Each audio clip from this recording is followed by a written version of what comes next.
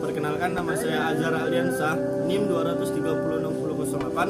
Pada kesempatan kali ini saya akan mempresentasikan praktikum produksi ternak unggas, yang itu ada hewan itulah ternak bebek atau Anas plantyrhynchus domesticus yang diampu oleh Ibu Tati Pidianasari.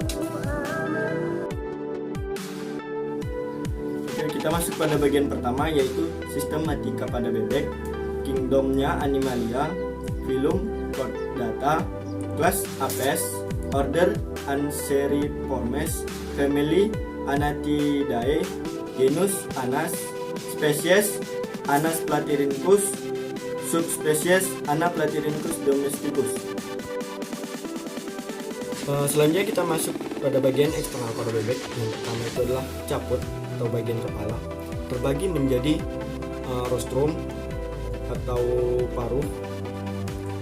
Rostrum terbagi menjadi dua. Yang pertama itu adalah maksila, paruh bagian atas, dan mandibula, paruh bagian bawah.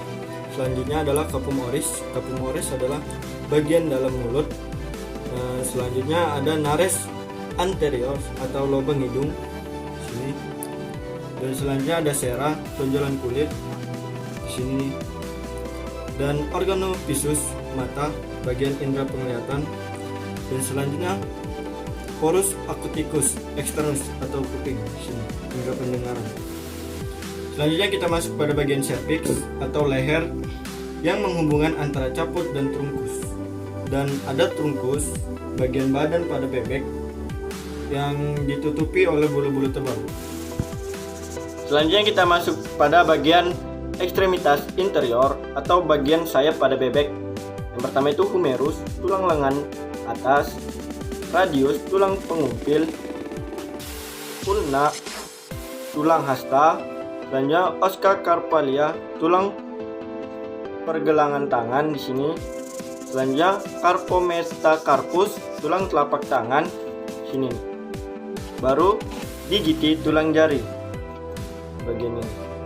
Selanjutnya kita masuk pada ekstremitas posterior, yaitu bagian paha, terbagi menjadi femur, paha, patella, lutut, yaitu tibio tarsus, fibula, tarsometatarsus, tonjolan pada bagian kaki pada bebek nih, yaitu setelah itu phalanges, jari-jari. Setelah itu ada swimming tip atau selaput pada bebek, kaki bebek. Selanjutnya kita masuk bagian kaudal atau ekor.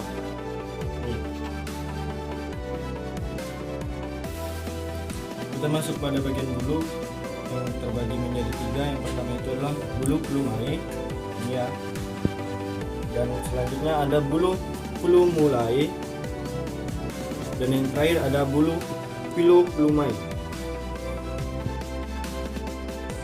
Laring, paring, esophagus, kor, hepar, pulmu, gizat, jejunum intestinum, dan yang terakhir ada kloaka.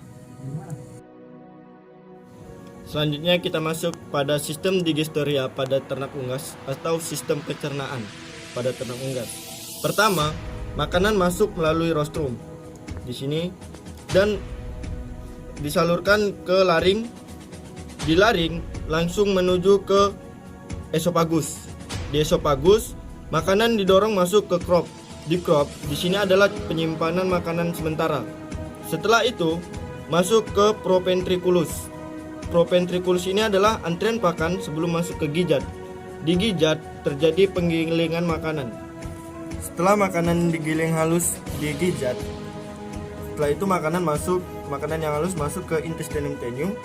Di intestinum tenue ini terbagi menjadi tiga, yaitu pertama duodenum, jejunum, dan ileum. Di intestinum tenue ini terdapat enzimatis. Yang enzimatis tersebut adalah amilase, lipase, dan tripsin. Dan di intestinum tenue ini terjadi penghancuran karbohidrat, protein, dan lemak. Sisa makanan masuk ke sebagian makanan masuk ke sesa dan sisa makanan dikeluarkan di kloaka. Di kloaka ini memiliki tiga fungsi, yaitu metabolisme, reproduksi, dan pencernaan. Ini hasil pembelahan dari gijat, dan di sini terdapat grit dan batu-batu kecil atau kerikil dan karang. Selanjutnya kita masuk pada bagian respiratoria atau sistem pernapasan pada unggas. Pertama, udara masuk melalui nares anterior dan setelah itu menuju ke faring atau trakea dan ke esofagus, baru ke pulmu.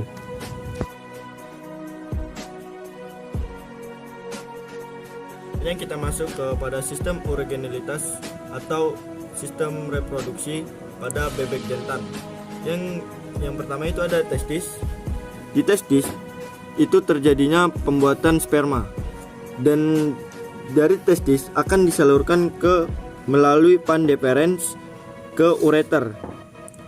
Pans deferens ini adalah saluran penghubung antara testis dan ureter.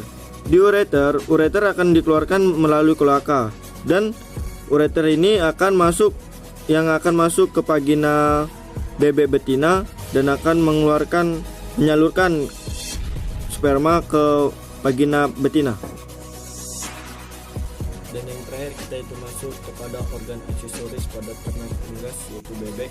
Yang pertama itu ada terbagi menjadi 3. Yang pertama itu adalah pankreas, empedu yang berwarna hijau, dan hepar atau hati. Oke, kita masuk yang pertama itu pankreas. Pankreas sendiri berfungsi sebagai kelenjar endokrin dan eksokrin. Dan yang kedua itu adalah kantong empedu yang berwarna hijau ini berfungsi sebagai mengaktifkan lipase pankreas, mempercepat kelenjar amilase pankreas, membantu mengemulsasi lemak. Dan yang terakhir itu ada hati atau hepar, berfungsi sebagai sekresi empedu, detoksifikasi racun,